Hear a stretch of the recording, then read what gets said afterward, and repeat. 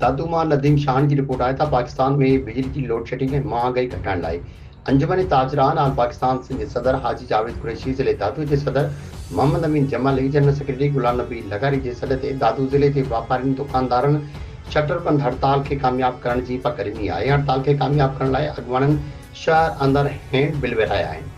इन चो त पाकिस्तान अंदर बिजली के ज़ालमाना हथरादू बिजली के बिलन में वाद हथरादू बिजली के बिलन में टैक्स ऐं महंगाई खिलाफ पूरे पाकिस्तान जियां दादू ज़िले में भी शटरबंद हड़ताल जो ऐलान कजे तो 28 अगस्त अरबा ते पूरे पाकिस्तान में शटरबंद हड़ताल जो सॾु ॾिनो वियो आहे। 5 हिकु ॾींहं जो कारोबार बंदि करे हथरादू बिजली के बिलन में वाद ऐं ज़ालमाना निज़ाम खिलाफ रोडन ते निकिरी साथ ॾींदा। जीअं नाहिल हुकुमरान खे ॿुधाए सघूं त ग़रीब अवाम हिन महांगाई जे हथ ठोकियल बिलन खे रद्द करे थो।